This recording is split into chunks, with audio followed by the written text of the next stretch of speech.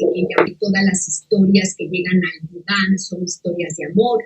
Es una frase que ella ha dicho y que sale mucho en todos los textos que vamos nosotros aprendiendo de Julia Kristeva, pero no es lo único que ha dicho.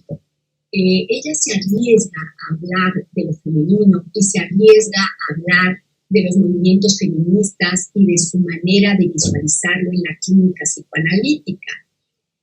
Hay varias analistas, hay otra analista que a mí me gusta mucho y que es Dominique Miller, que debido a que ella fue mi analista, yo siempre he guardado una gran transferencia de trabajo con ella, aun cuando pertenece a la escuela de la causa freudiana. Pero tiene también textos muy interesantes sobre lo femenino y sobre la clínica psicoanalítica en las mujeres. A mí me gustaría también decir que hay mucha gente que tiene una gran transferencia de trabajo con Colette Soler. Yo conocí personalmente a Colette Soler y bueno, es indudable que hay muchas cosas muy interesantes que ella comenta. No obstante, no tengo tanta transferencia de trabajo con ella como con otras psicoanalistas. Lo que sí me parece muy importante es decir de que cuando uno va haciendo lecturas sobre lo femenino, se van abriendo interrogaciones, porque tenemos la lectura desde Freud, cuando él habla de todo lo que implica el descubrimiento del inconsciente, y después Lacan, al retomar las lecturas freudianas y establecer su teoría, va a haber avances desde Lacan en cosas que Freud no planteaba. Y luego tenemos ahora a todos estos psicoanalistas que leemos las lecturas de Freud, las lecturas de Lacan, e intentamos visualizar lo que viene en este psicoanálisis del siglo XXI, tratando un poco de entender que el sujeto tiene mucho que ver con su contemporaneidad y que por lo tanto no se puede hablar de lo mismo hoy de cómo se estaba situando, por ejemplo, el amor en la época de Freud o en la época de Lacan. Hoy en día hay cambios importantes en hombres y mujeres y por eso es importante ir con la época actual, independientemente de los lenguajes inclusivos y de todas las cosas que están haciendo cambios importantísimos en toda nuestra cultura.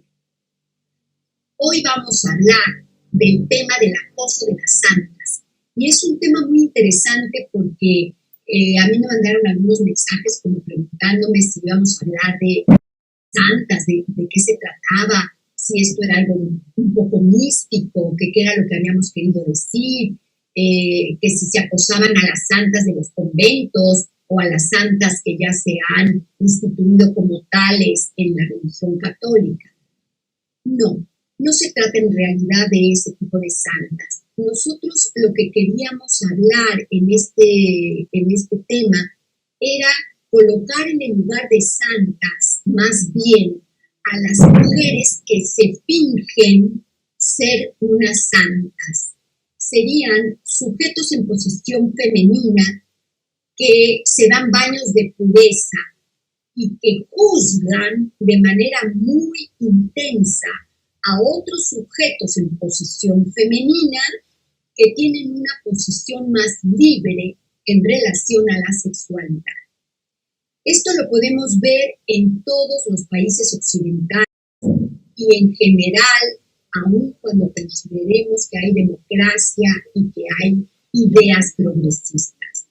Yo lo comentaba hace poco en un chat de unos compañeros míos de la universidad, los que estudiábamos medicina, y nos juntamos en un chat ahora, en este año, y entonces de pronto veo que una de las colegas, médico, con estudios universitarios, con especialidades, de pronto manda una especie de posteo en donde ella está en contra de las mujeres que tienen relaciones sexuales de manera libre, de la libertad sexual femenina, y la juzga. Entonces, en un chat de médicos, que de pronto una mujer decida enviar una cosa así, a mí me pareció,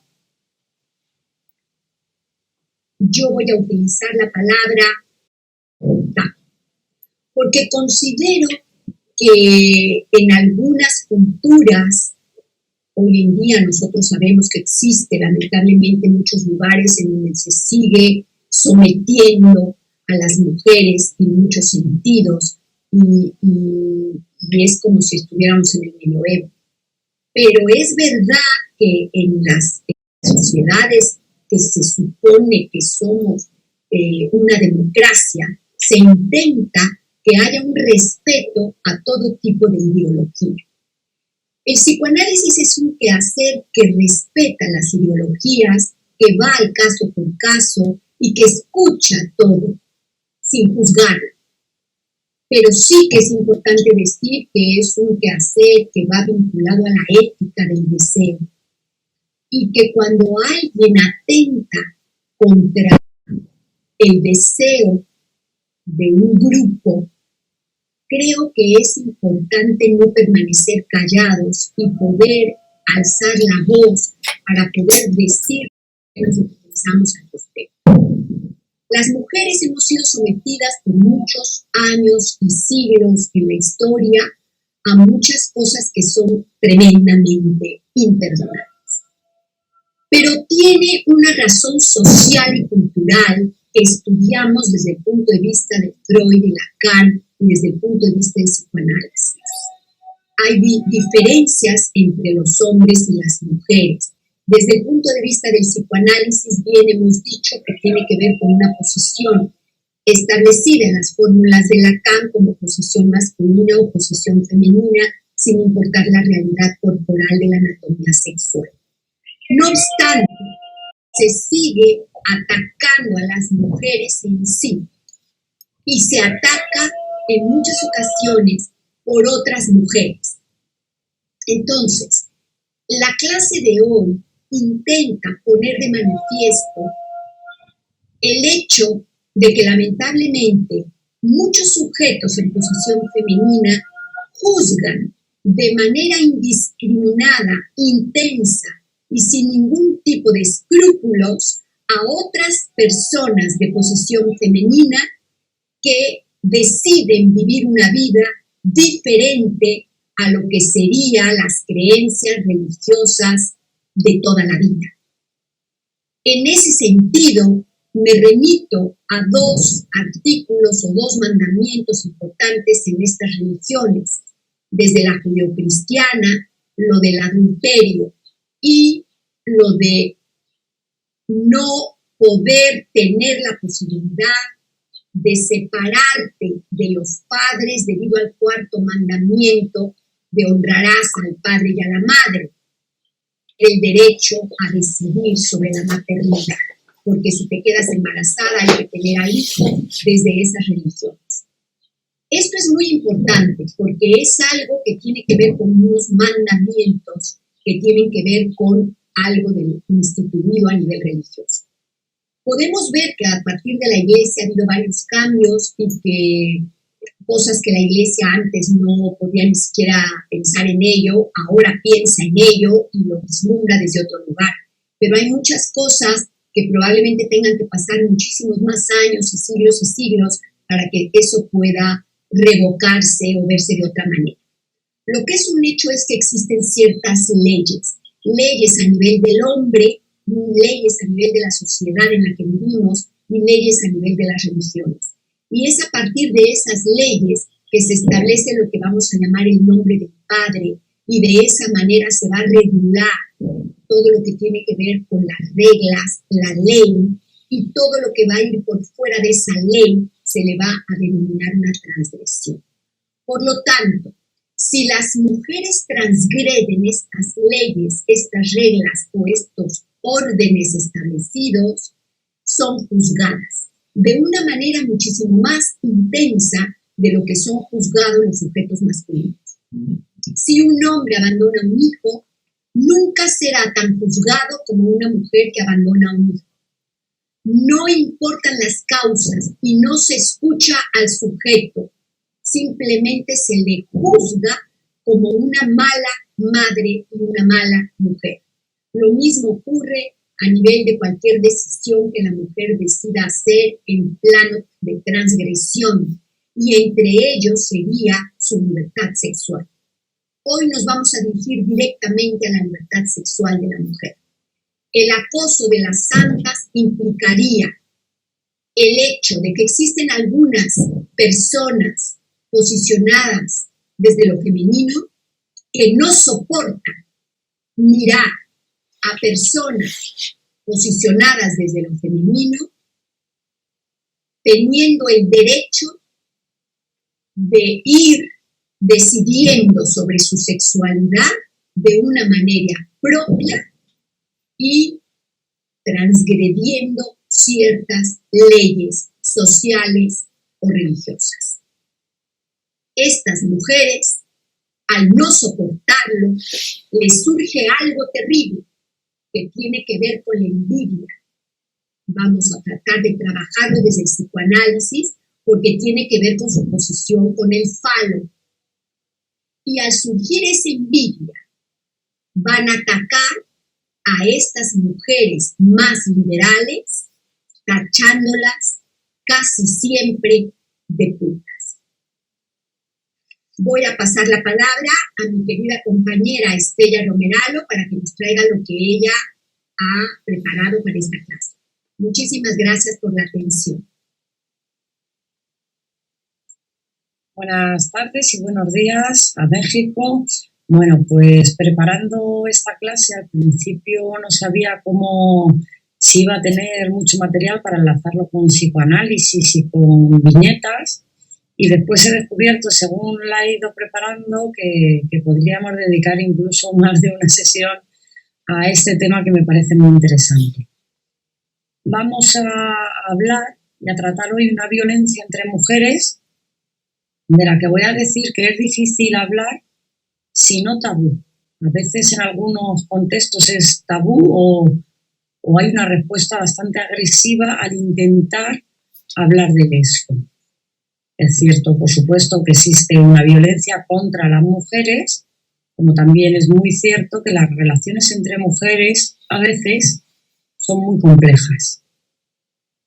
Y hoy vamos a hablar de un tipo de acoso de esas mujeres que se van a ocupar o que pretenden ocupar el lugar de santas o desde esa autoridad moral.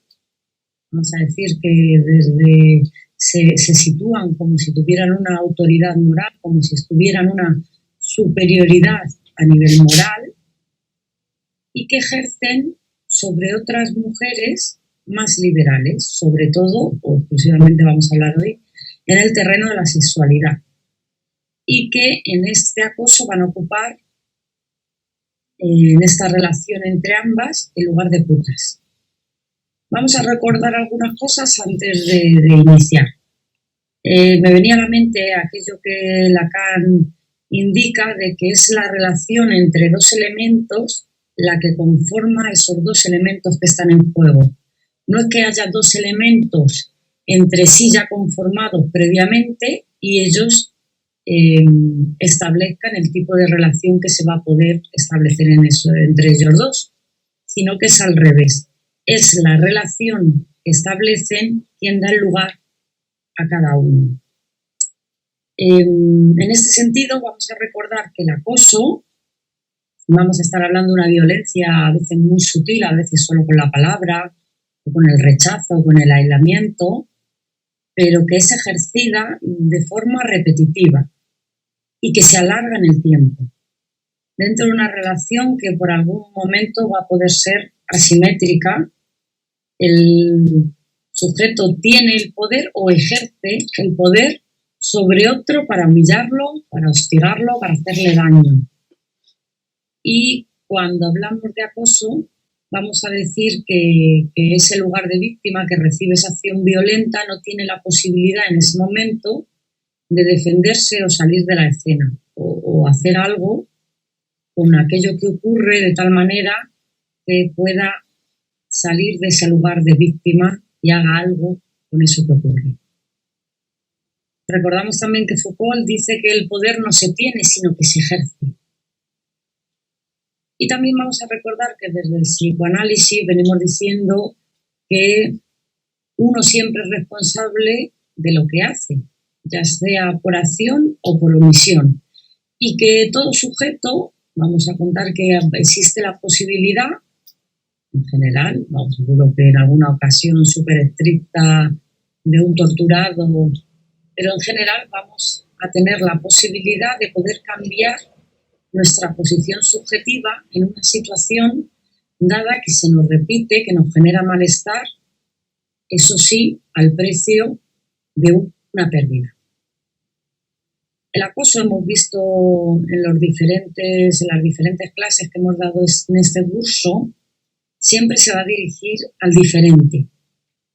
Y en el caso del acoso de la mujer santa hacia la mujer puta, la diferencia va a radicar en una diferente posición en la que se coloca esa mujer con respecto a la sexualidad. La sexualidad, por su parte, siempre es compleja, no es armónica, y en la sexualidad entre dos sujetos no se va a percibir como una relación completa y acabada, que tenga una forma acabada perfecta y que se mantenga a lo largo del tiempo. De hecho, lo que existe es una dificultad, sino una imposibilidad a la hora de hablar de la sexualidad. Hay ciertas cosas en la sexualidad que no van a ser transmitibles mediante el lenguaje. Va a pertenecer a un registro más de lo real. Hay que hacer, de alguna manera, un apaño con la sexualidad o hay que apañarse con lo disarmónico, con lo que no es armónico de ella.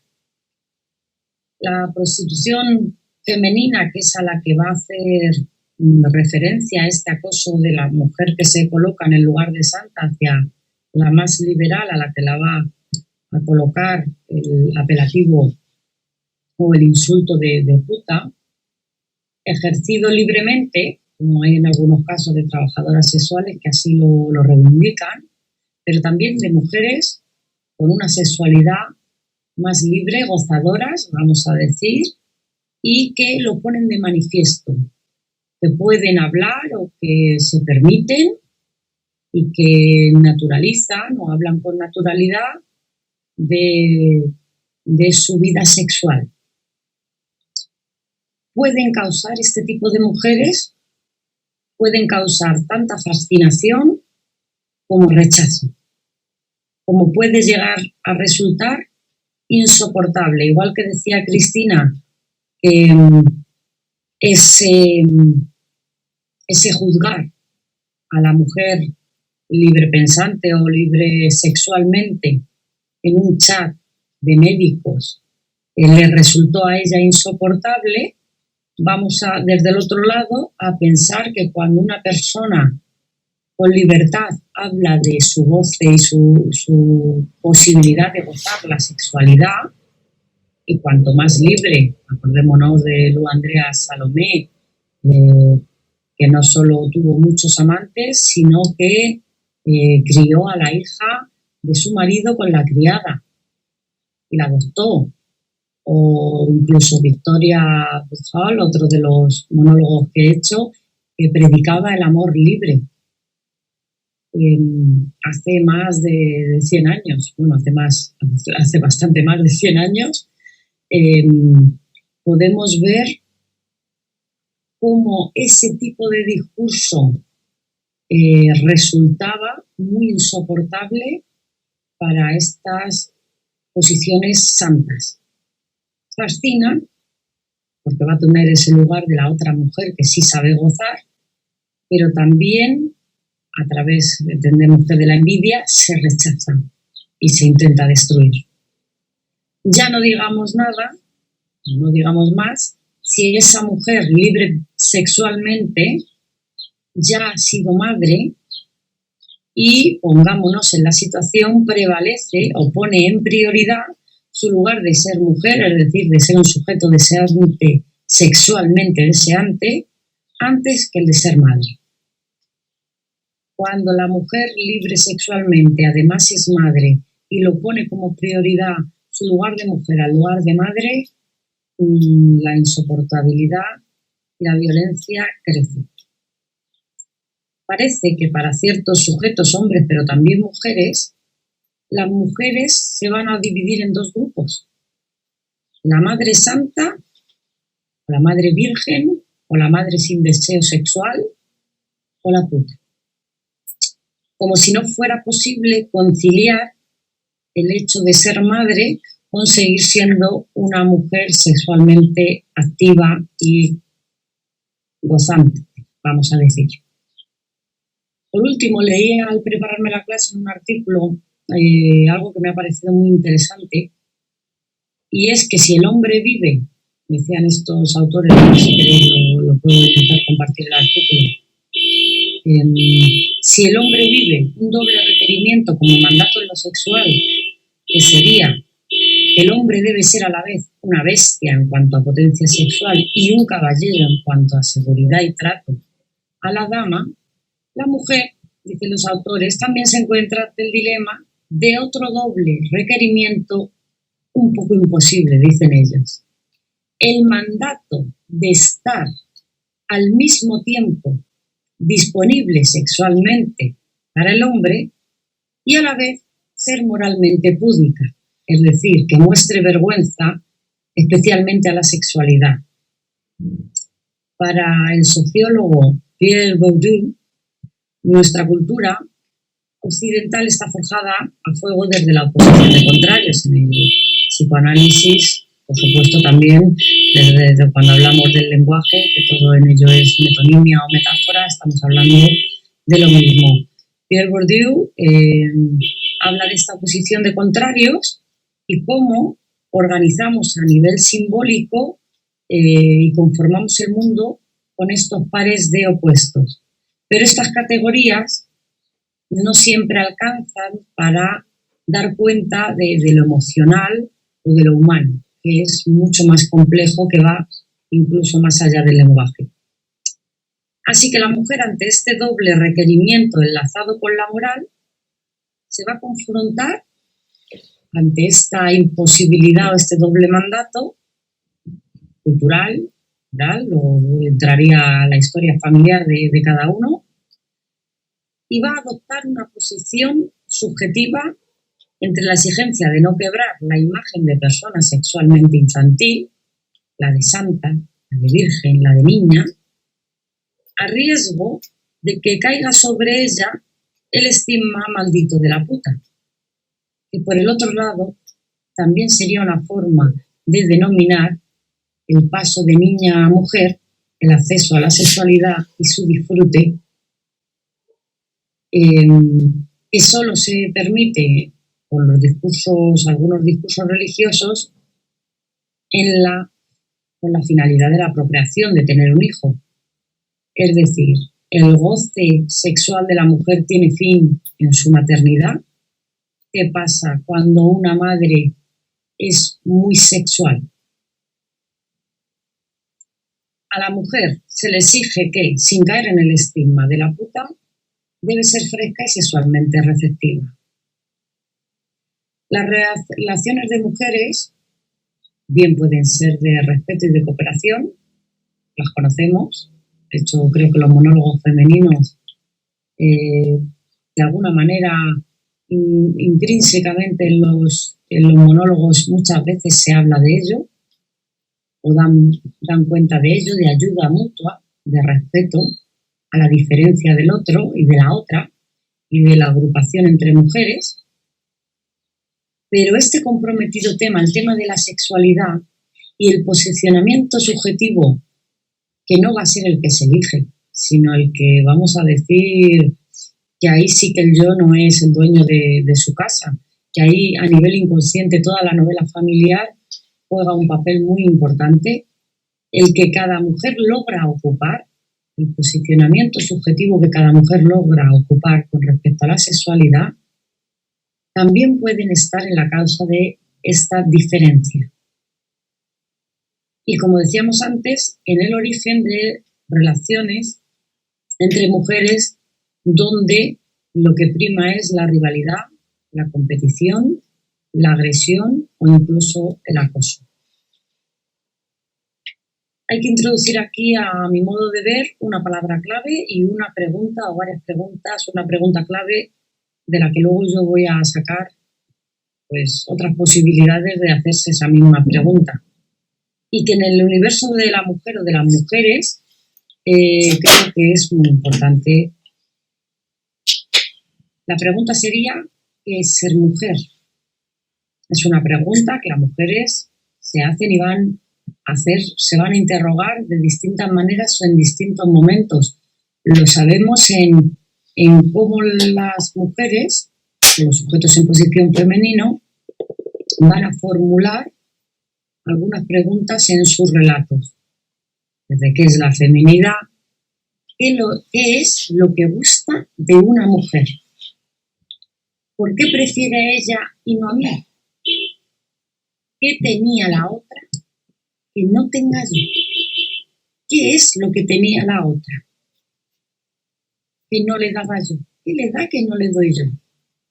Ninguna mujer es la favorita siempre ni en todo contexto, pero va a haber algo de la mirada y del discurso del hombre o de los hombres que le va a responder, que va a venir a responder en una parte este interrogante de la mujer sobre sí misma.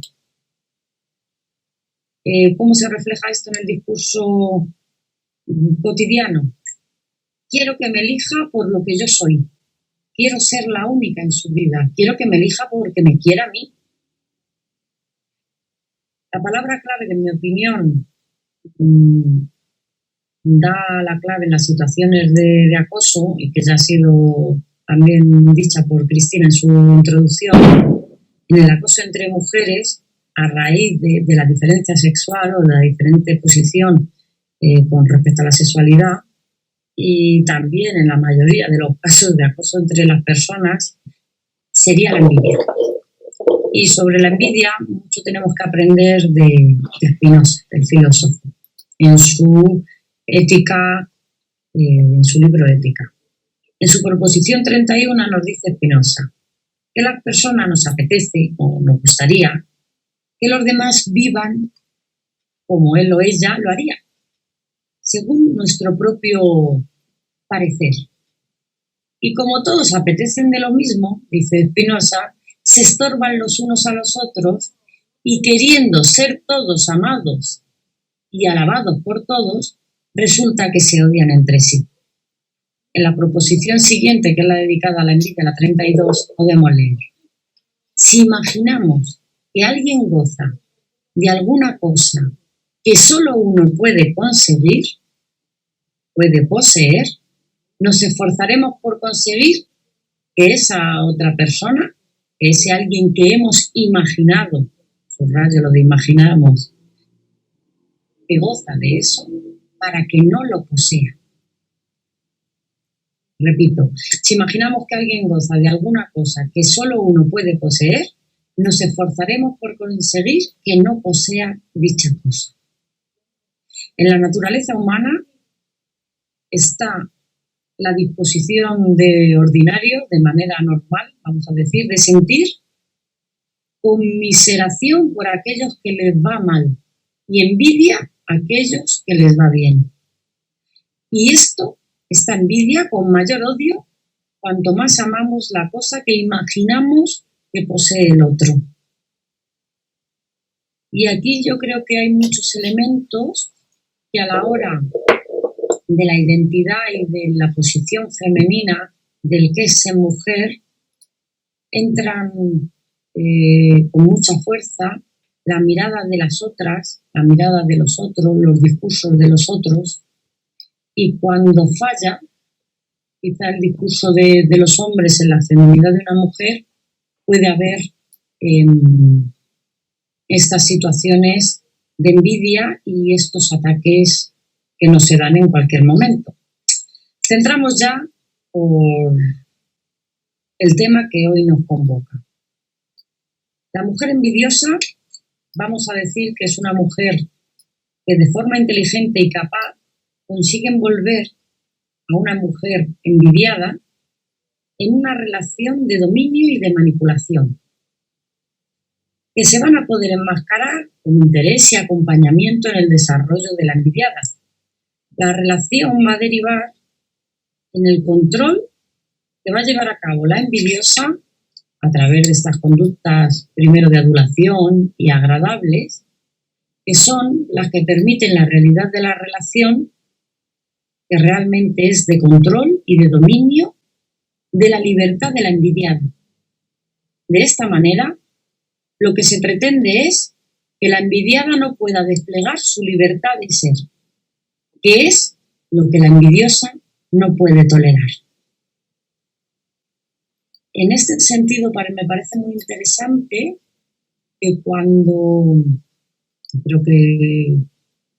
alguien no consigue permitirse X cosas, a veces desde una posición de saber, como de sabiduría, de experiencia, de amor, de acompañamiento, de maternaje, diría yo incluso, se colocan en un lugar de consejeras cuando esta persona libre sexualmente andante, digamos, cae o tiene un fracaso en lo social, en lo amoroso, como tienen todas las personas que al menos lo juegan. Y entonces, desde este lugar, vienen a intentar ejercer ese control y a poder ser partícipes, yo diría, de esa libertad sexual, quizá a través del control sobre la otra persona.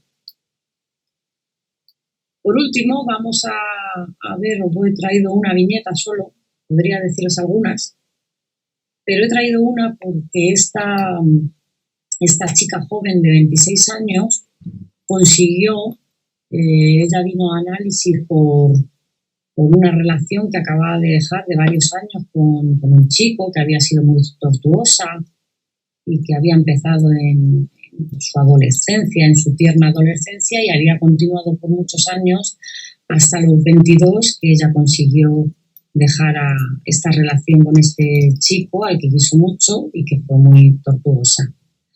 Y bueno, en esta viñeta que os traigo, creo que puede arrojar luz, por un lado, al cómo sucede este acoso y esta agresión de la santa a la puta, a cómo la historia personal y familiar de los sujetos están en el origen de este tipo de relaciones, es decir, las relaciones con las hermanas, pero sobre todo y de vital importancia las relaciones con la madre, como forma de comprender las situaciones que se nos están dando en el presente y también como previo para poder realizar un viraje si este tipo de situaciones se nos repiten con una controladora, acosadora que viene a hacernos daño por causa de nuestra libertad. Bueno, la escena que esta chica relata nos la cuenta cuando ella tiene 26 años, vamos a llamarla Ana. Ella comparte piso con otras dos chicas de 23 y de 24 años.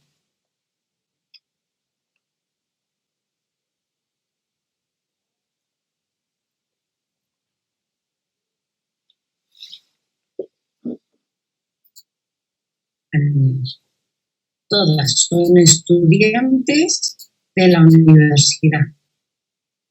Ana es económicamente integrada mal hasta que consiguió romperla, y ella ahora tiene varios amantes y disfruta mucho de su vida sexual actual y de su vida en general. Trabaja, estudia y está en un buen momento de su vida. De las otras dos chicas del piso nos ha contado que Berta, de 24 años, pues es una chica como que es un poco que va a su bola, que es independiente, que vive y deja de vivir. Dice, no la he conocido pareja, dice, solo algún chico esporádico, amigo o amante, la verdad que dice que no lo sabe, pero dice que Berta es una mente libre como ella y que se puede hablar con ella de todo. Dice además que es guapa e inteligente.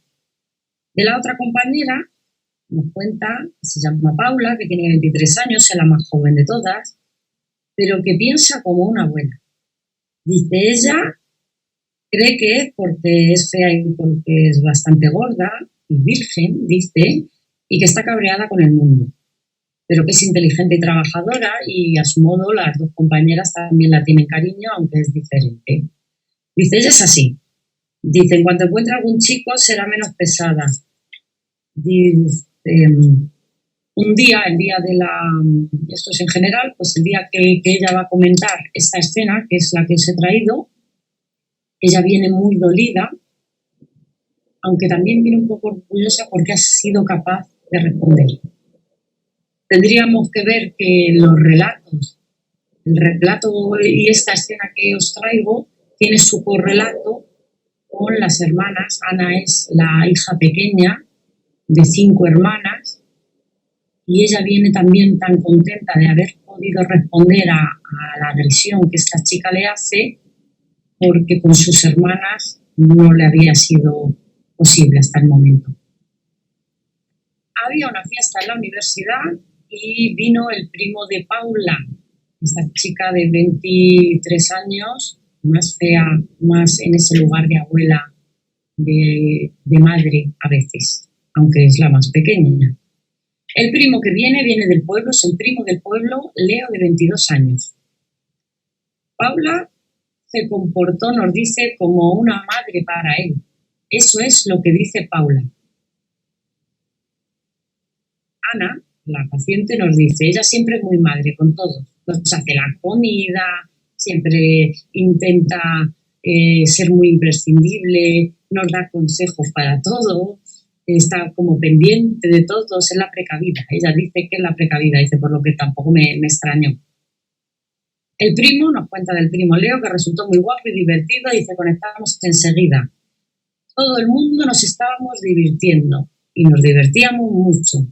Pero Paula empezó a ponerse pesada, que si estábamos bebiendo mucho, que igual ya era mejor volvernos todos a casa.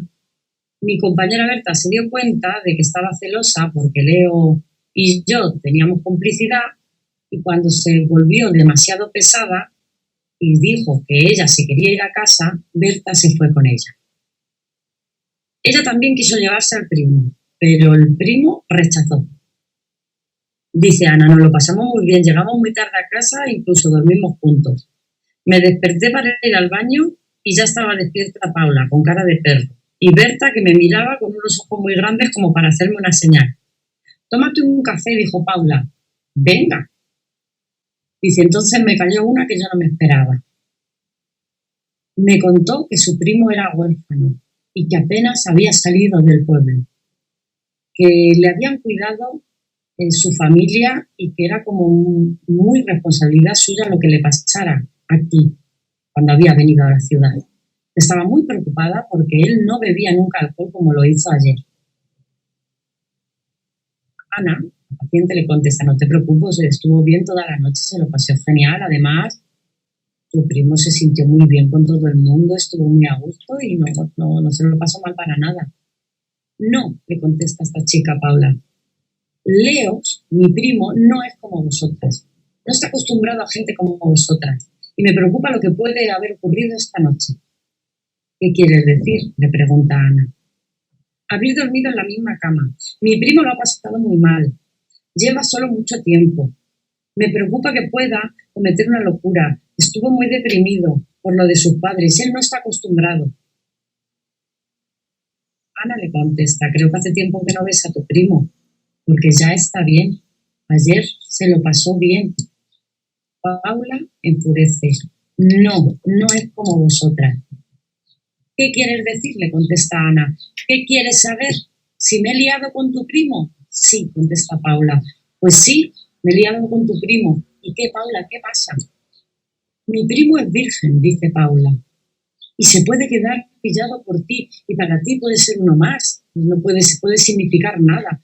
Pero mi primo es muy diferente. Él no está acostumbrado a mujeres como tú. Se puede llevarle un desengaño, sufrir mucho, caer en una depresión como ya estuve. ¿Mujeres como? Mujeres como vosotras, le contesta. No me creo lo que me estás diciendo, le contesta Ana. ¿Ya se ha acostado con mi primo, sí o no? Y si lo hubiera hecho, le contesta Ana, ¿qué pasa? Lo sabía, no tenía que haberlo traído. Dice Ana, me enfadé muchísimo, pero me levanté y acerté a decirle, no me lo puedo creer. como nosotras ¿qué? Amputas, ¿no? Paula, tu primo está bien. Y para que sepas, creo que hace mucho tiempo que dejó de ser virgen. Así que Berta participa de esta conversación y le dice a Paula que no está bien lo que está haciendo. Parece ser que, según nos cuenta Ana, Paula luego discute con su primo. Ella dice, todos pasamos de ella y no la quisimos dar importancia, pero consiguió jodernos el fin de semana. Se hizo la víctima. Dice, no la soporto. Dice, Berta, ella se siente bien porque Berta, la otra compañera, la reforzó a Ana en vez de reforzar a Paula. Dice, pero luego se nos olvida. La perdonamos y así hasta la próxima.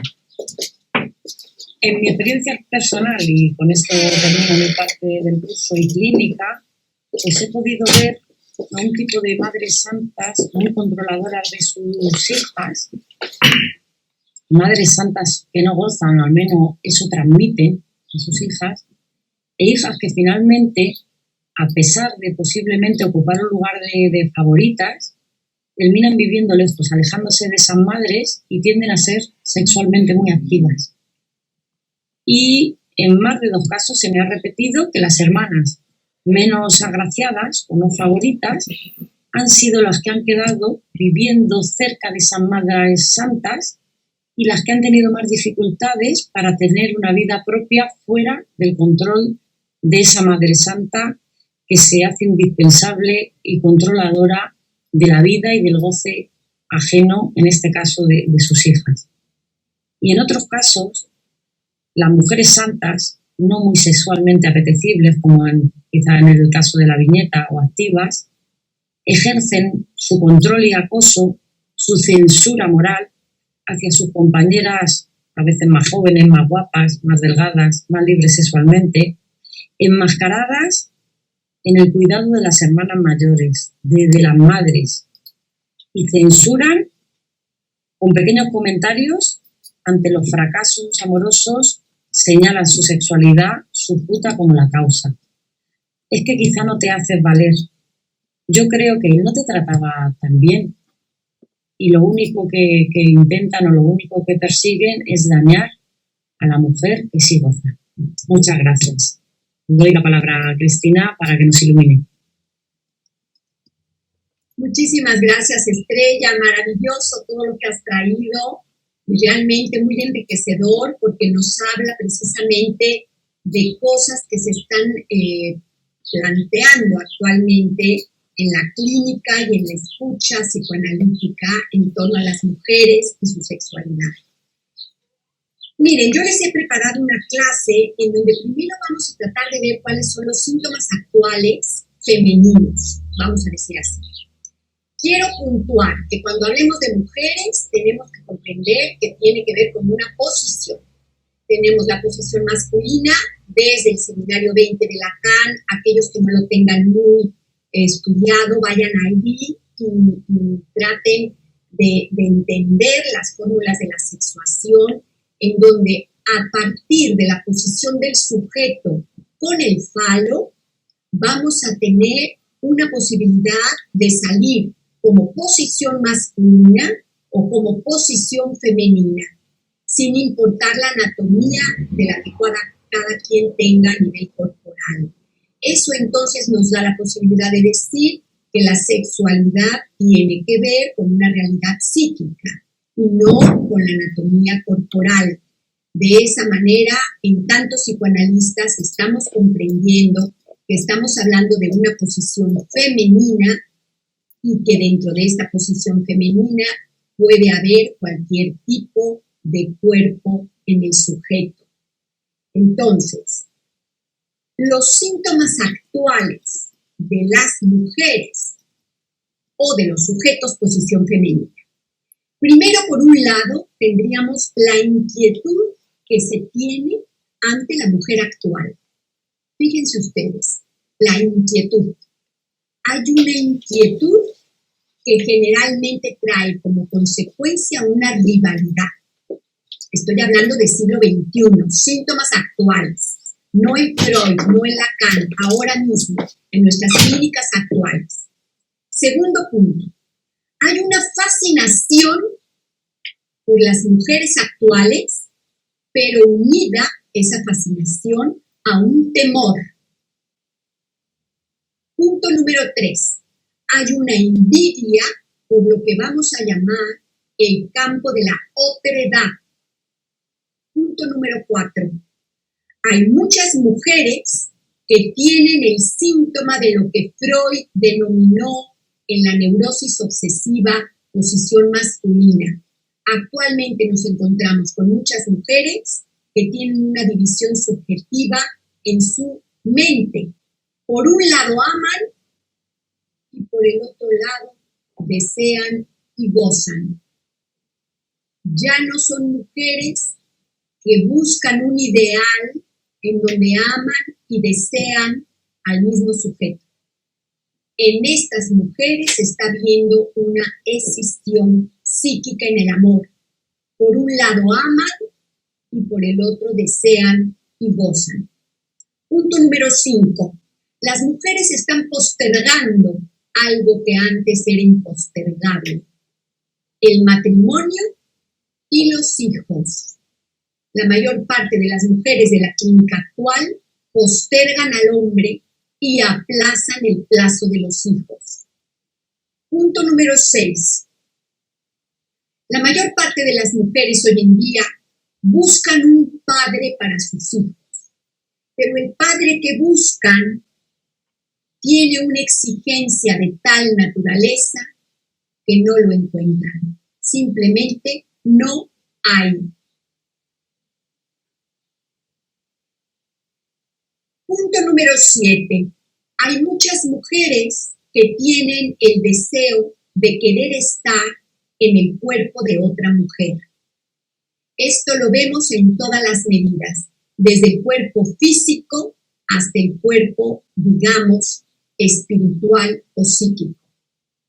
Si una mujer tiene ciertas características de belleza física consideradas ideales en las revistas de actualidad, es decir, una nariz determinada, unos senos determinados, unos glúteos determinados, una figura determinada, las mujeres quieren pasar por cirugía para hacer que esos detalles puedan ser ideales a lo que se presenta en esa otra mujer que se le aparece como ideal en este tipo de revistas.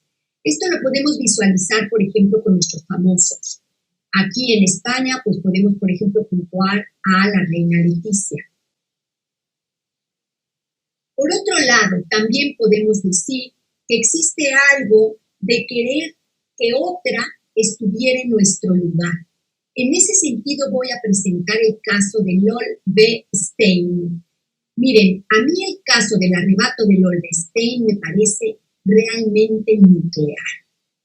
Nosotros en LATE hemos trabajado ya las hermanas Papán, hemos trabajado también el caso Ené, pero nos falta trabajar el caso del arrebato de Lol B. Stein.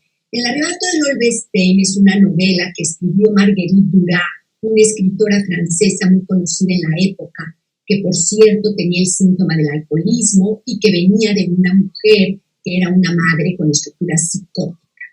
Esta escritora, gran escritora francesa, escribió la novela del arrebato de Lol B. Stein y consiguió que el personaje, que así se llama, Lol B. Stein, fuera tan importante que Lacan al leerlo le hizo un homenaje a Marguerite Duras, diciendo que era para los psicoanalistas motivo de homenaje poder darnos cuenta cómo los artistas se nos adelantaban en lo que concierne al psicoanálisis.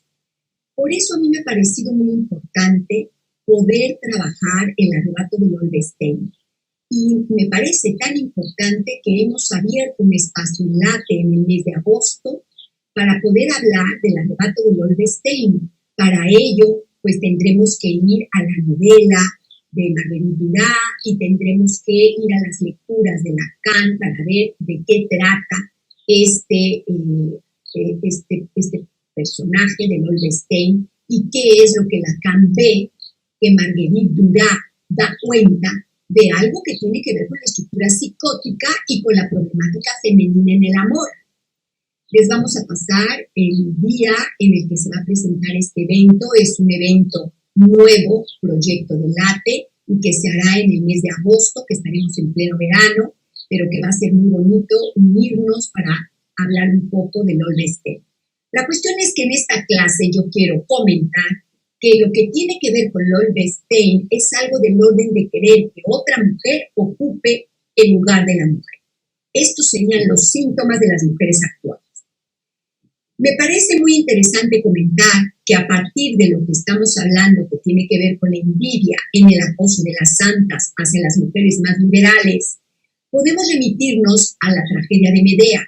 En la tragedia de Medea, lo que queda como resto, vamos a decir, es lo que Medea logra articular cuando ya ha cometido el acto.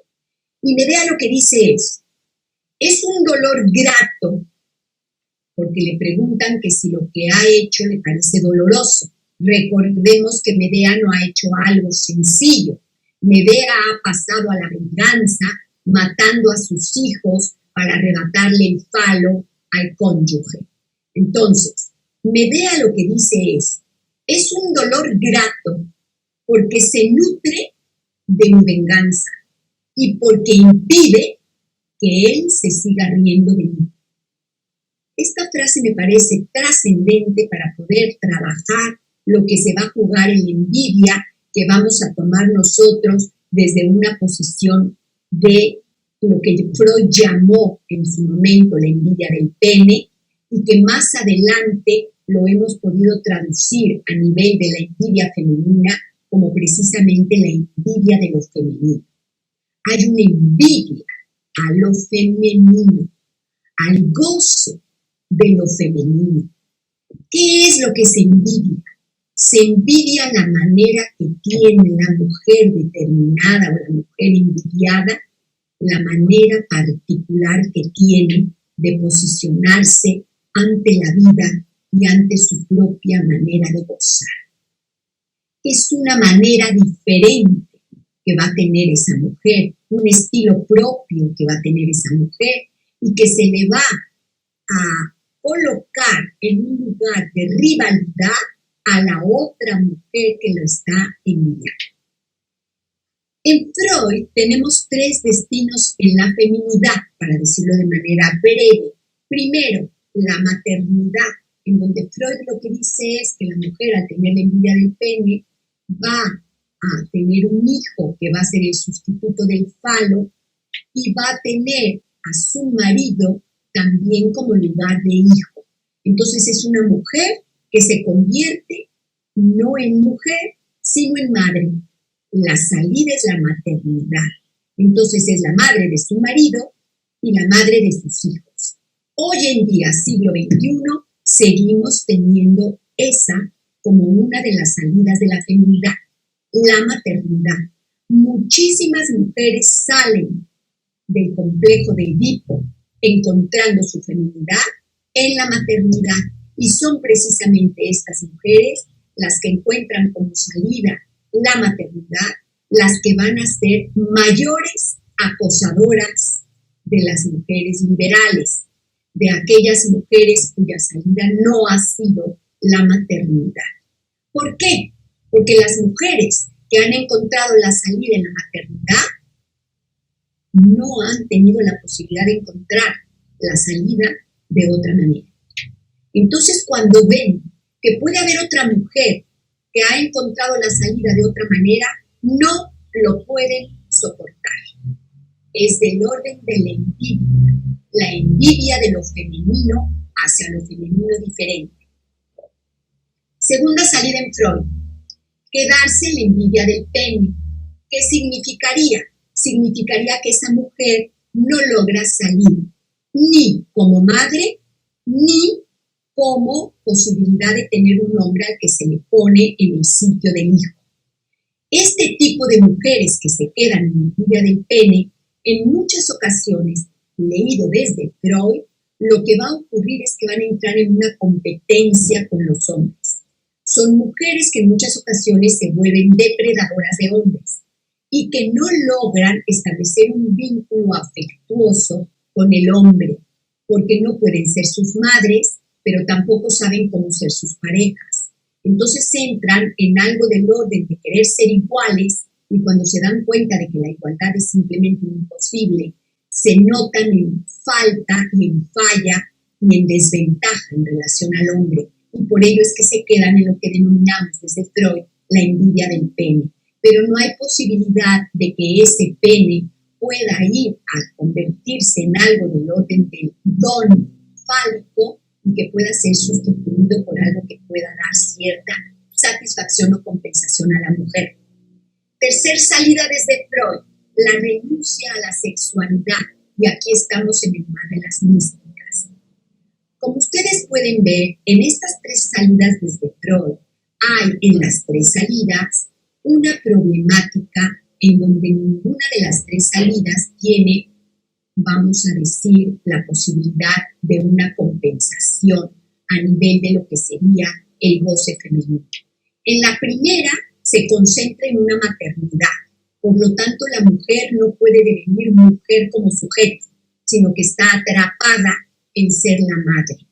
Y si los hijos no la representan desde el punto de vista donde ella se pueda sentir una buena madre, entonces no tiene lugar esa mujer. Y si el marido no la representa en el sentido de ser la mujer de, entonces tampoco tiene lugar esa mujer. En el segundo caso, como la mujer no logra establecer ningún tipo de lazo con ningún hombre, se queda en lo que vamos a llamar las solteronas.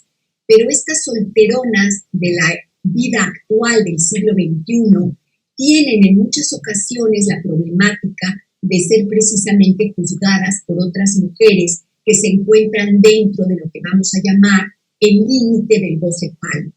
Entonces el goce otro de la mujer, allí en donde ellas pueden ir más allá del goce fálico, algunas de ellas, por ejemplo, en un síntoma como puede ser la ninfomanía, de la que ya vamos a hablar en las tertulias, van a ser terriblemente juzgadas por las mujeres que están limitadas en el goce, ya sea por la maternidad o ya sea por el matrimonio. Las que han renunciado a su sexualidad y que son las místicas, se convierten también en jueces implacables. Hace poco he visto una película que trata de la época de la Inquisición en España, en donde hay una mujer que se hace pasar por una santa y hay un momento en el que ves cómo esa mujer le quita el lugar a la madre superiora del convento, que la trabaja Geraldine Chaplin, no, la trabaja Charlotte Rampling, y entonces esta mujer empieza a tener relaciones sexuales con otra hermana del convento. Charlotte Rampling, que es la desplazada, las logra espiar y se da cuenta que están teniendo sexo. En esa época, si una monja tenía sexo con otra, la quemaban en la hoguera. Entonces, se juega una situación muy compleja en donde vamos a ver estas rivalidades, porque lo que en el fondo hay en juego es, claro, por un lado, el que le hayan quitado el poder a la madre superiora, pero por el otro lado se juega la transgresión a la que la mujer, que ahora es la madre superiora, está llevando a cabo al tener sexo con otra hermana. Entonces, más terrible es para la madre superiora, Geraldine Chaplin, que esté transgrediendo algo del orden sexual, que el que le haya quitado su lugar. Entonces volvemos aquí a poder visualizar la ferocidad con la que un sujeto femenino puede juzgar a otro sujeto femenino que lleva a cabo un acto que para el primer sujeto femenino es insoportable.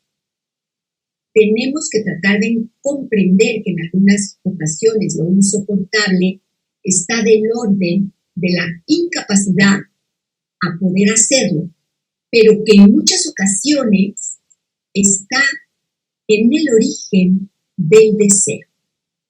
Entonces es decir no a algo del orden del deseo propio, a algo del orden de la inscripción de algo que se quiere o que se desearía hacer, pero que no te atreves. Y ese es el problema más importante de la envidia. En los países occidentales podemos visualizar que hay un culto especial a la Virgen. La Virgen tendría una función, no solamente la función precisamente de virgen, en el sentido justamente de una mujer impoluta que nunca ha sido, vamos a usar la palabra que una paciente me comentó el otro día, usada. Una persona que no ha sido usada. Esta paciente me comentaba eso a partir del padre. Me decía que su padre le había dicho que no la dejaba ir de fiesta a un botellón que había, porque en las fiestas a las mujeres las usan y que una mujer usada ya no es una mujer bien recibida por el hombre. Entonces, la Virgen sería la función de una mujer no usada. Incluso la idea es una mujer que puede ser madre sin haber sido usada. Entonces, fíjense ustedes cómo lo que queda completamente fuera de todo contexto es la relación sexual con el hombre. En ese sentido, según estas ideas, esa mujer única, esa mujer que sería la mujer, la Virgen, puede ser madre sin haber tenido que pasar por, entre comillas, la vergüenza de la sexualidad. En ese sentido, el culto a la Virgen en todos los países occidentales tiene que ver con el culto a la madre. Y en ese sentido, el culto a la madre se coloca como algo del orden de la Virgen. Todas las mujeres pueden ser putas, excepto la madre.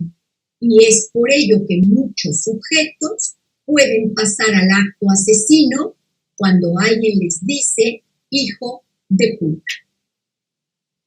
Voy a comentar 3 cuentos interesantes sobre la envidia. El primer cuento habla de un pavo real.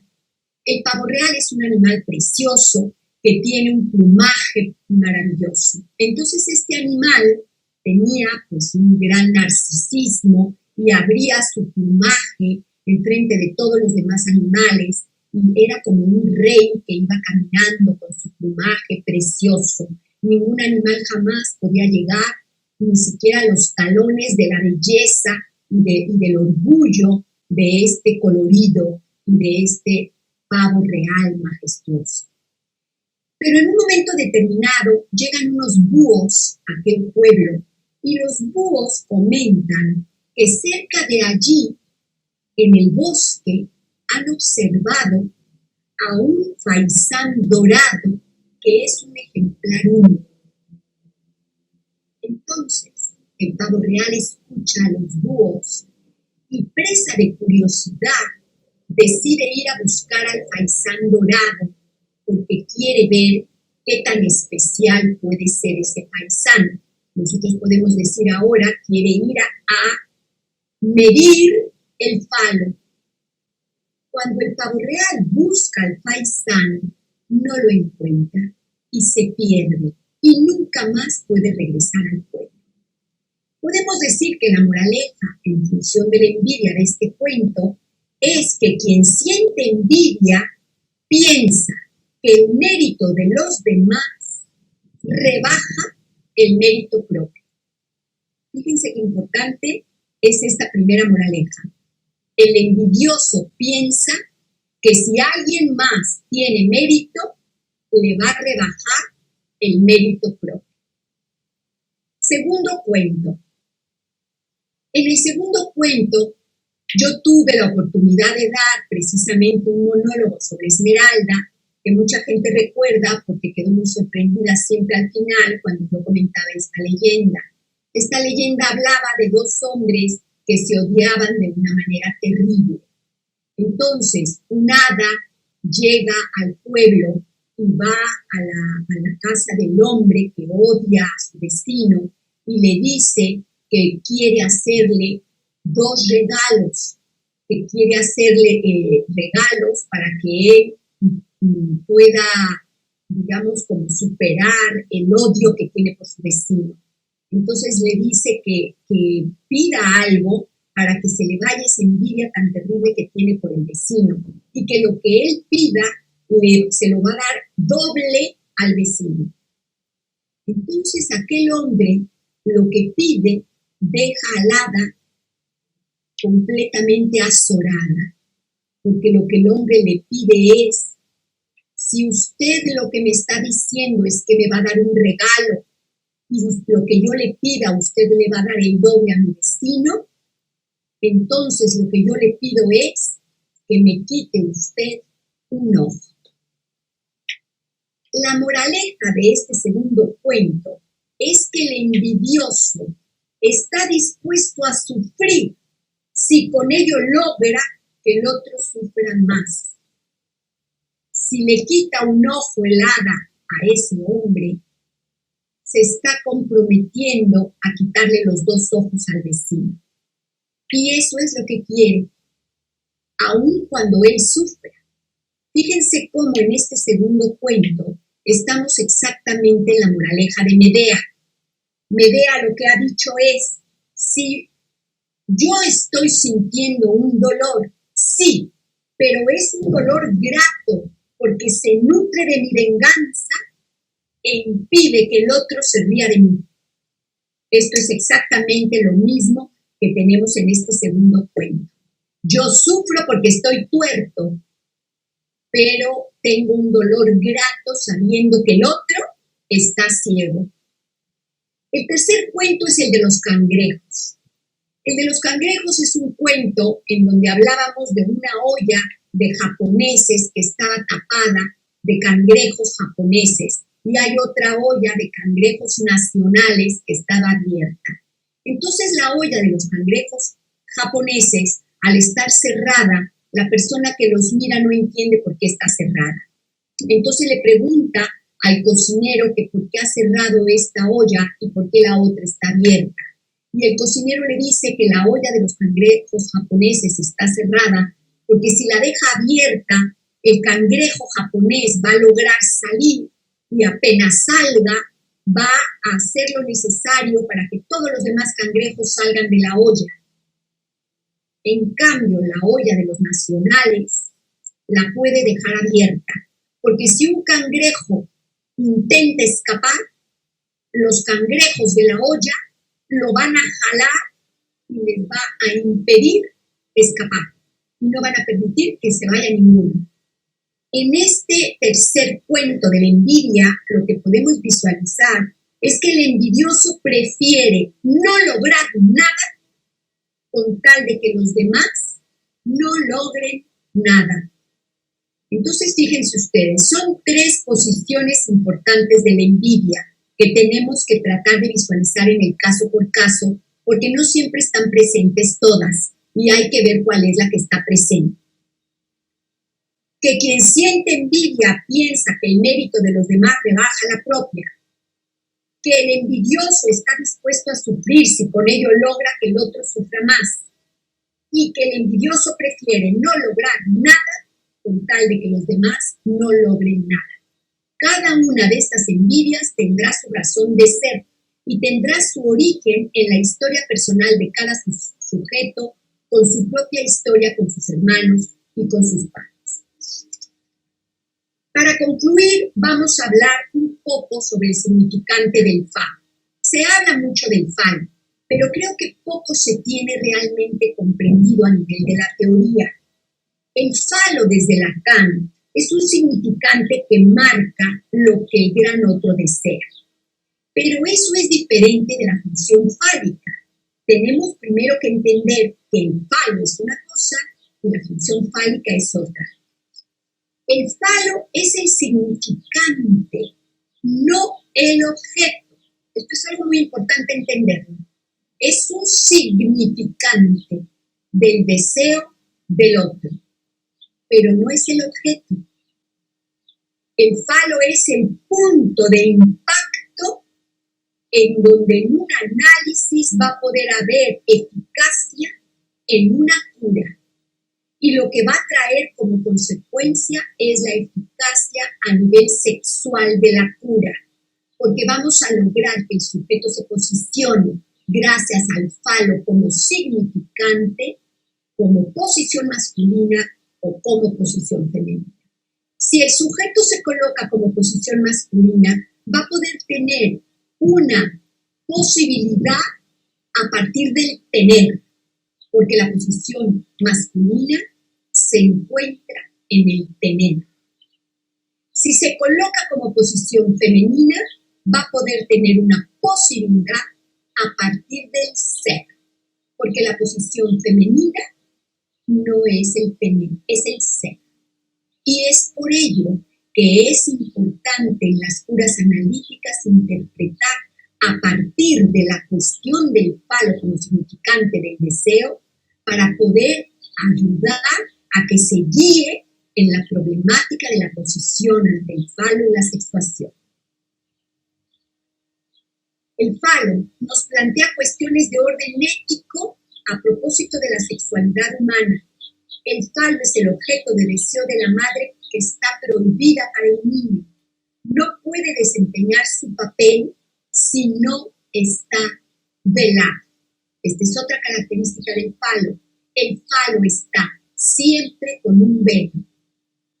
En el recorrido analítico, el velo logra abrirse en ciertos momentos y vuelve a cerrarse. Es como una cortina de teatro, en donde se abre y se observa, pero luego se vuelve a cerrar y se vuelve a velar. En el año de 1972 y 1973, Lacan dio un giro al concepto del falo, introduciendo la función fálica. En el seminario de aún, el seminario 20, Lacan dirá que la función fálica es lo que permite situar el significante del nombre del padre como excepción fundante que va a regular la ley.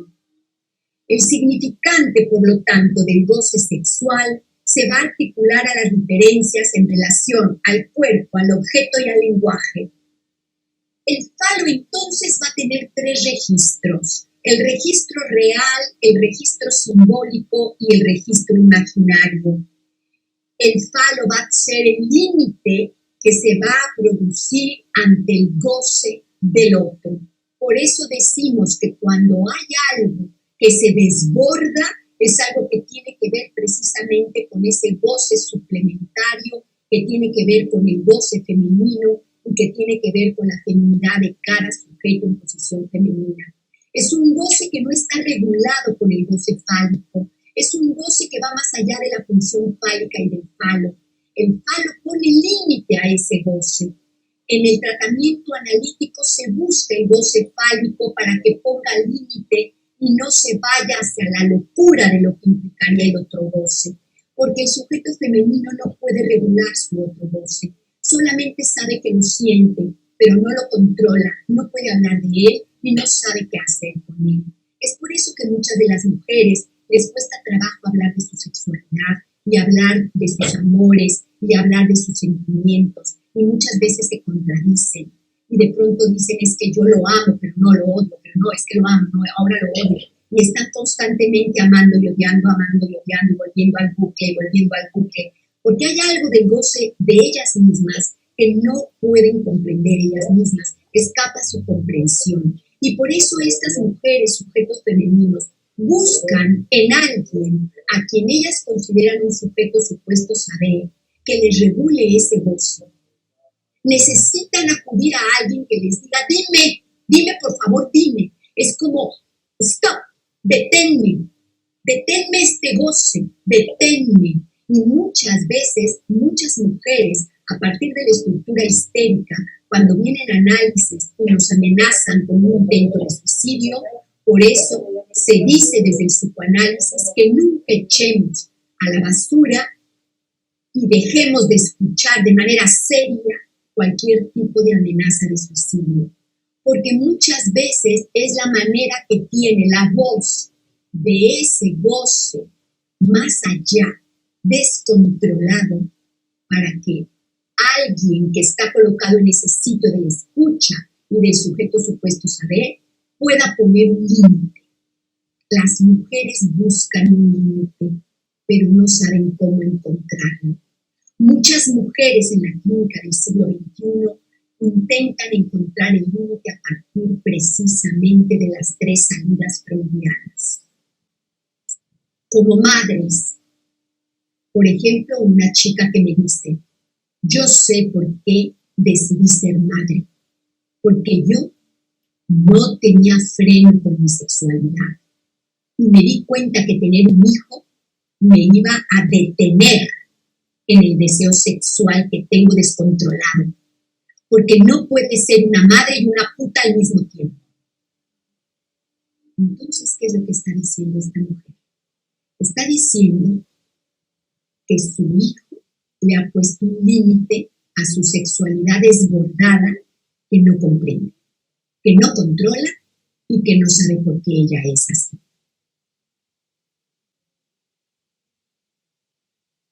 El significante del goce sexual, por lo tanto, se va a articular siempre en relación al cuerpo de la mujer.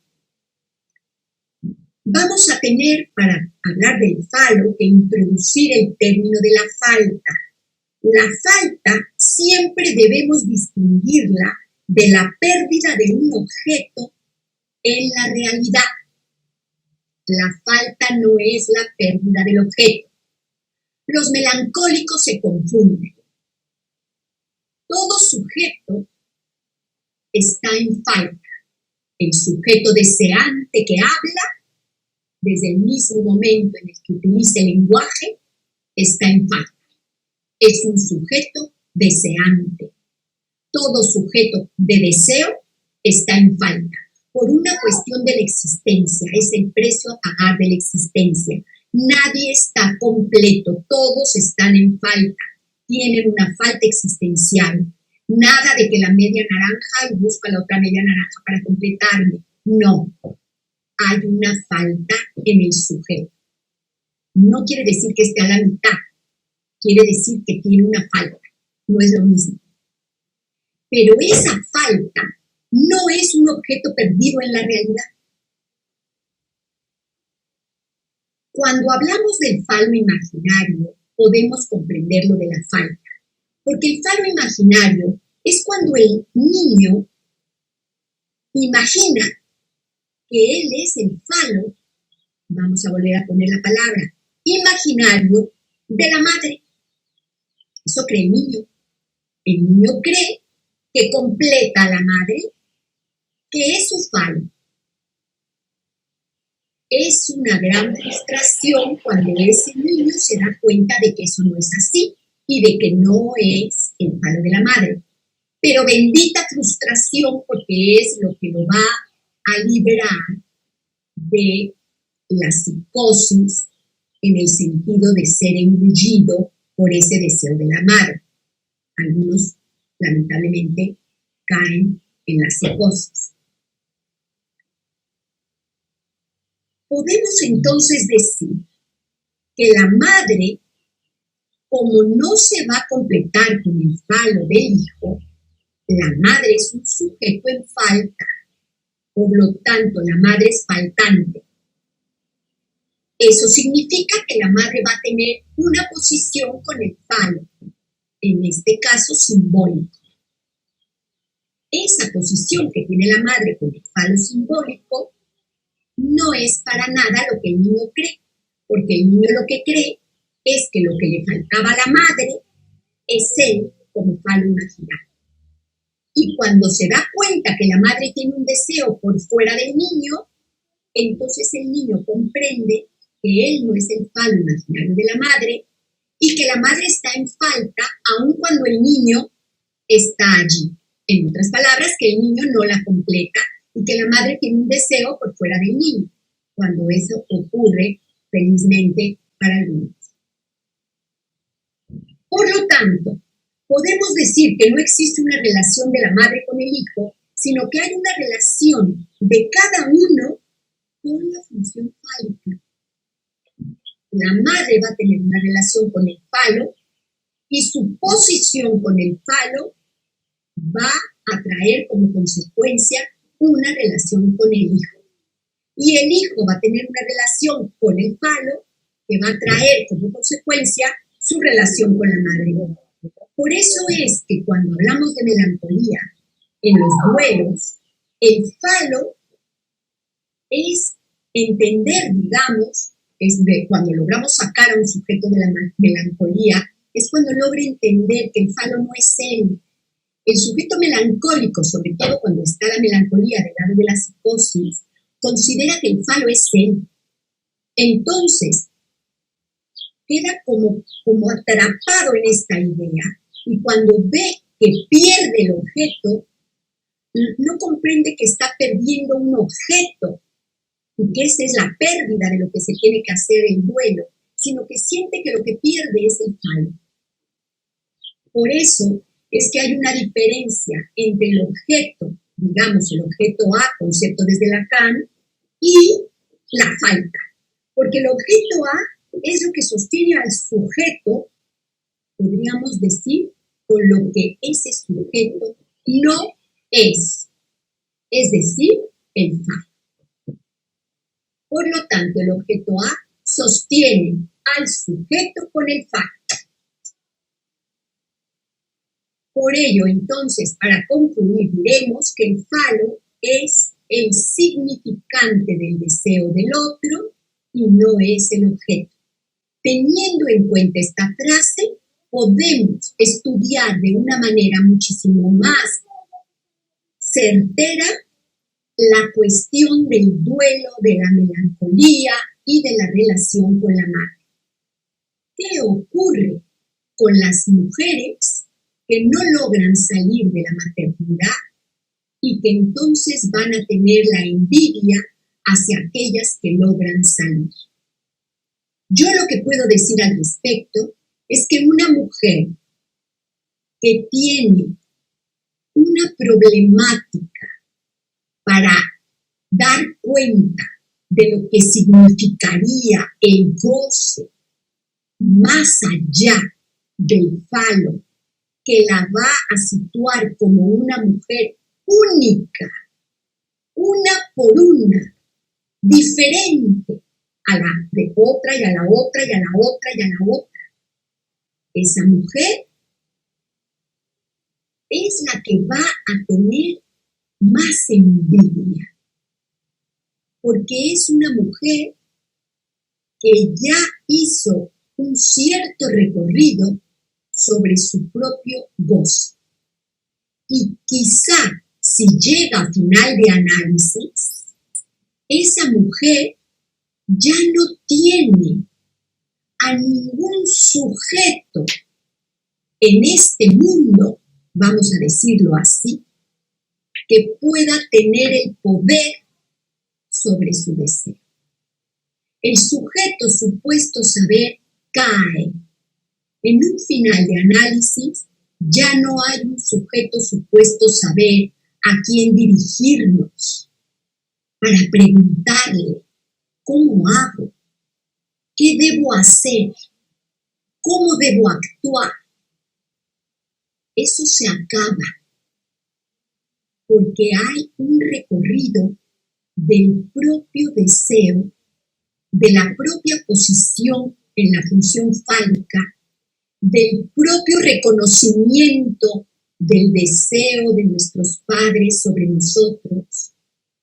Y eso hace que esa mujer particular pueda dar cuenta a ella misma de qué es lo que ella hace con ese goce otro que la rebasa y que la coloca como ser único, con un único y con una manera única de gozar, que no es igual a la de nadie más. La caracteriza como algo verdaderamente subjetivo y es la posición que tendrá ese sujeto en su posición, ya sea masculina o femenina, dependiendo de las fórmulas de la sexuación. Bueno, pues aquí dejo, vamos a pasar a comentarios o preguntas que tengan. Muchas gracias por la escucha.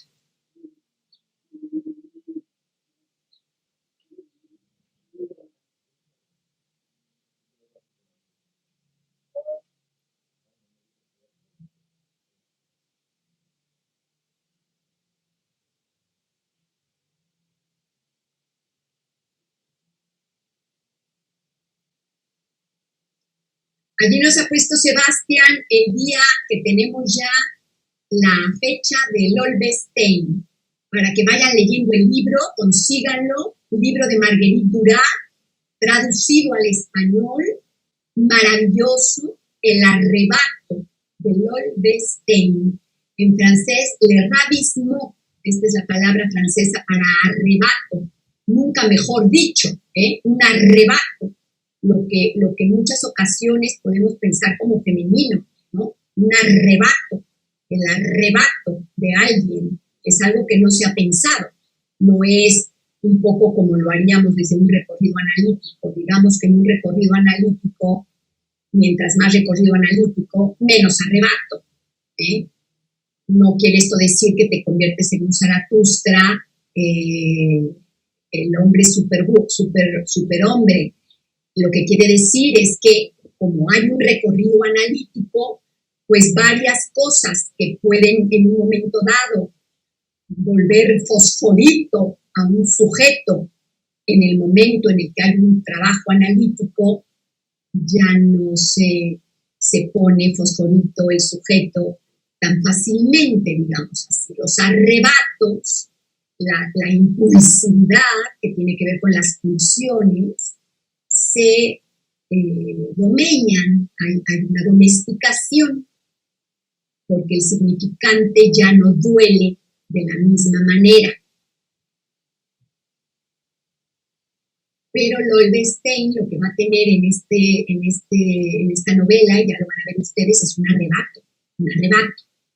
Entonces, no lo puede evitar. Ocurre una escena, están en un baile, un arrebato. No puede con eso. Entonces, muy interesante para que lo vayamos pensando, porque fíjense cómo de pronto la vida nos presenta escenas en donde las personas más o menos pueden manejarse bien y de pronto hay algo que es como tremendo, ¿no? Y es ahí a donde uno tiene que trabajar. ¿Qué pasa? Eso que te saca de tus casillas, no cualquier cosa, saca de las casillas a todos los sujetos. Entonces, ¿qué es lo que, por ejemplo, aquí, en Palabras de México, haría que te fueras a tirar del molote de alguien, ¿no?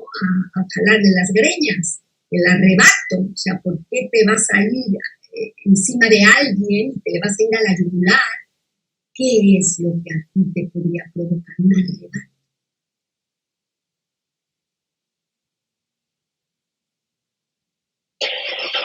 Hablando de arrebatos, en la violencia de una mujer hacia otra mujer, hay algo del arrebato, ¿no?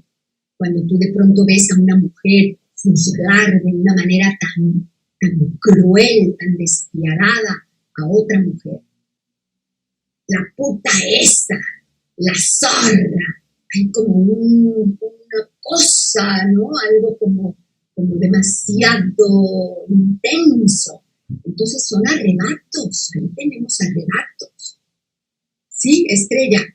Sí, Cristina, además también para relacionarlo con tus 3 cuentos del envidioso o la envidiosa, del envidioso vale para todas las personas, yo una de las escenas o viñetas que también había pensado era la historia de estas 2 mujeres que son madres y que van, de la Biblia, que van al rey Salomón. una ha muerto su bebé y las dos van al rey Salomón a decir que el bebé es suyo, que el bebé vivo es suyo. Y entonces el rey Salomón dice esto de, bueno, pues que le partan por la mitad y medio niño para cada una. Y una dice, vale, y la otra dice, no, no, no es suyo. Esto era un poco, muy, cuando yo te escuchaba, digo, igual. Precioso. Y unido un poco a un caso que les traigo y que lo voy a traer más ampliamente en la próxima clase, porque va más con la próxima clase, de una mujer, fíjense ustedes qué interesante, que ella, mujer, siglo XXI, fíjense, nada más lo voy a contar brevemente, no lo voy a ampliar hasta la próxima clase. Esta mujer lleva 38 años de casada con un hombre. Un matrimonio con sus altas y bajas, pero donde ha habido un amor bastante importante entre ellos como hombre y mujer, como pareja.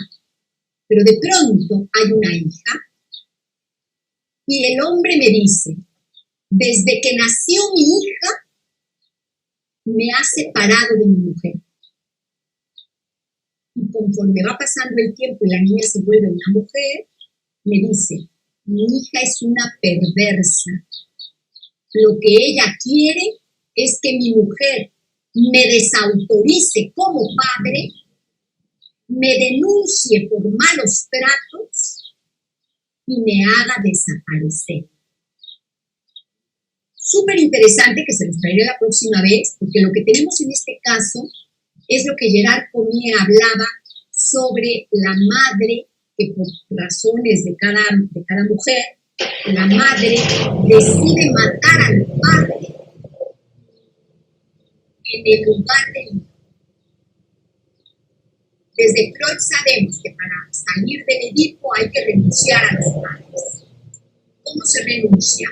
Pues sabiendo que la madre está prohibida o el padre está prohibido al nivel del que se dice esposo, y asesinando en el sentido simbólico, esos padres caen, sus mandatos ya no van a tener la misma fuerza en nosotros, ni sus deseos, ni lo que querían de nosotros, va a haber una caída. Esto es la salida del complejo de Edipo. Pero si la madre es la que mata al padre, en lugar de que lo mate la hija, desde la enseñanza de Gerard Cormier tenemos una perversión. Se va a desarrollar algo del orden de la perversión. Y a mí me parece muy interesante este caso, que se los voy a hablar un poquito más profundamente la próxima vez, sobre el hecho justamente de la culpabilidad que tiene la madre, porque la madre no es psicoanalista y no estudia estas cosas, pero la madre es una mujer que tiene estudios superiores y que tiene, digamos, bastante conocimiento de la psique humana, pero no sabe de psicoanálisis mucho, y sin embargo ella lo que me dice es que yo me siento culpable de tener que echar a mi marido de la casa. Pero, ¿qué otra me queda? Porque entre elegir entre mi marido y mi hija, lo llevo claro. Yo le pregunto, ¿qué es lo que lleva usted claro? Elijo a mi hija. Esto es lo que vamos nosotros a trabajar la próxima vez. Muy interesante, porque va a permitirnos dejar atrás el culto a la madre y el culto a la Virgen y poder visualizar diferentes casos en donde no necesariamente se actúa de la misma manera. Probablemente la mayor parte de las mujeres del mundo, sobre todo aquellas cuya salida de la feminidad ha sido la maternidad, estén de acuerdo en que hay que elegir a un hijo por encima de un padre. Pero hay una que otra que tiene su salida no en la maternidad y que decide elegir al padre, es decir, a la pareja. Estas cosas importantes y trascendentes son las que vamos a tratar en la próxima clase. Bueno, pues si hay alguna pregunta, guárdensela para la próxima vez. Nos despedimos por hoy. Recordarles que... no, perdón, Sebastián, que ya te vi que levantaste la mano. Adelante. No, adelante. Si quieres podemos cerrar. No, di, nos alcanza una más. En realidad era un breve comentario. Primero, mencionar que la lectura que haces de la película que mencionabas, si no me equivoco, es Bayonetta. Realmente, como tener bien en el mapa esa parte de la energía, te da una perspectiva completamente diferente, porque esta película, cuando la vi, la aterricé hacia un lugar súper, bueno, tal vez no tan alejado, pero sí en otro lugar, no desde la Se llama Bayonetta, ¿verdad? Bayonetta. Así es. Qué bueno que la viste, mira cómo estamos coordinados. Yo la acabo de ver hace 2 días, porque estaba por ahí en una plataforma, y dije, a ver esta película de monjas, como estaba la Charlotte Rampling, y me pareció fantástica, qué barbaridad. O sea, trae una virgencita y la muchachita, el amante, empieza a esculpir un consolador a la parte de abajo de la virgencita y lo lima muy bien para que no dañe, y ese es el consolador que le mete a la monjita, a la otra muchacha. Es interesantísima, qué barbaridad esta película, se la recomiendo mucho. Se me había olvidado el nombre de Bayonetta. La escribo en el chat. Bayonetta. No recuerdo si lleva doble T o una T, pero esta es la película, no la dejen de ver, es buenísima película. Sí, tienes toda la razón. Y también este comentario que hace Sebastián de que en Burbuja de Amor hay bastante de esta idea de la envidia y de la violencia. En esa novela también se detalla mucho esta parte de la envidia de lo femenino hacia lo femenino, hacia ese goce que no se logra, digamos, domesticar y que no se va a poder domesticar, que quede clarísimo. Es decir, eso es lo que va a hacer a cada mujer única, es esa relación con ese goce femenino inscrito en cada una. Pero sí que se pueden hacer cosas con ello, cosas que no necesariamente tengan que terminar en función de muerte, o en un goce que te vuelva loca o arrebatada, sino como un goce un poco más, quizá que pueda uno usarlo para la creatividad, por ejemplo, o para otro tipo de cosas. Bueno, pues ahora sí nos despedimos. Recordarles que el próximo sábado tenemos la tertulia de Carlos López de El lado oscuro del corazón, y después el 14 de mayo tenemos nuestro evento grande sobre la otra, la mirada de las meninas, para que se conecten los que puedan, porque va a ser un evento muy interesante para hablar del cuadro de las meninas desde la CAN, que está aquí en el Museo del Prado. Muchísimas gracias a todos, un beso enorme y hasta la próxima. Gracias, querida Estrella Romenaro. Gracias a todos.